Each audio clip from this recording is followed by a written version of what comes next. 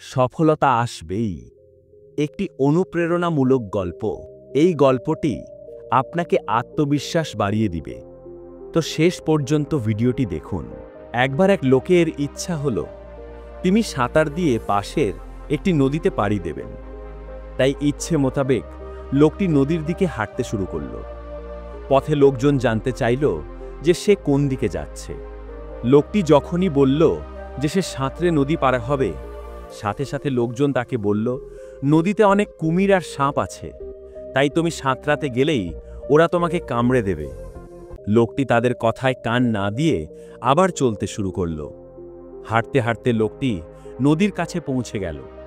নদীতে নামতে যাবে ঠিক এমন সময় লোকটি খেয়াল করল নদীর কিনারায় মাটির গর্তের ভেতর সাপ দেখা যাচ্ছে।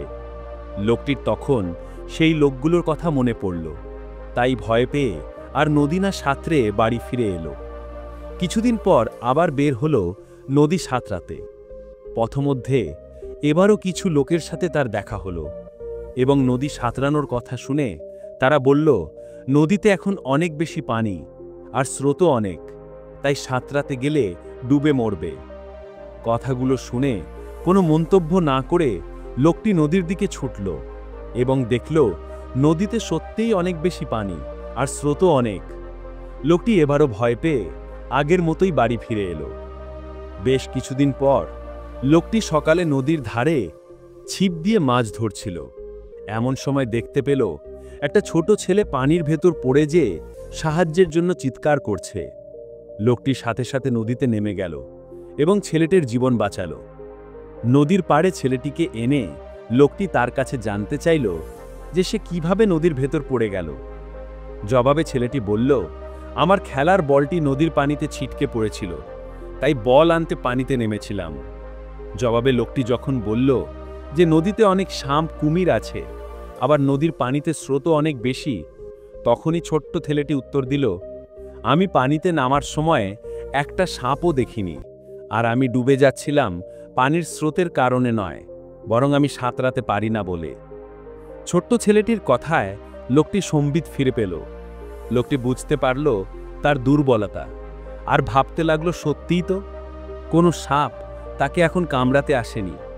এমনকি নদীর স্রোতের মুখ থেকে যখন ছোট্ট ছেলেটিকে সে বাঁচালো, তখনও কোনো স্রোতের তালে সে ডুবে যায়নি, অথচ ওগুলোর ভয়তেই সে এতদিন নদী পার হয়নি।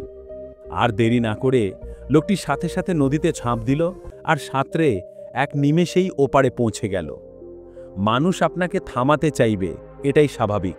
নানা রকম ভয়ভীতি দেখিয়ে আপনার পথ কেউ না কেউ এসে রুদ্ধ করবেই। একটা কথা সবসময় মনে রাখবেন, আপনার ভিতরে কি প্রতিভা আছে তা আপনার চেয়ে বেশি অন্য কেউ জানে না। তাই আপনার ভিতরে সত্যিকারের প্রতিভা আপনাকেই আবিষ্কার করে তার পরিচর্যা করতে হবে। মিছে ভয় না পেয়ে আত্মবিশ্বাস নিয়ে পথে নেমে পড়ুন। আত্মবিশ্বাস রাখুন, আপনি পারবেন। ভয় বিপত্তি আছেই, তবে সেটা অবশ্যই আপনার জয় করার ক্ষমতার ঊর্ধ্বে নয়। সুতরাং জয়ী হবার মানসিকতা নিয়ে আত্মবিশ্বাসে বলীয়ান হয়ে পদক্ষেপ নিন। সফলতা আসবেই। যদি গল্পটা থেকে অনুপ্রেরিত হয়ে থাকলে তাহলে লাইক করো, কমেন্টে লিখে বলো তোমার অনুভূতি, আর চ্যানেলটা সাবস্ক্রাইব করো, কারণ তোমার প্রতিটা সাপোর্টই আমাদের পরের গল্পের অনুপ্রেরণা।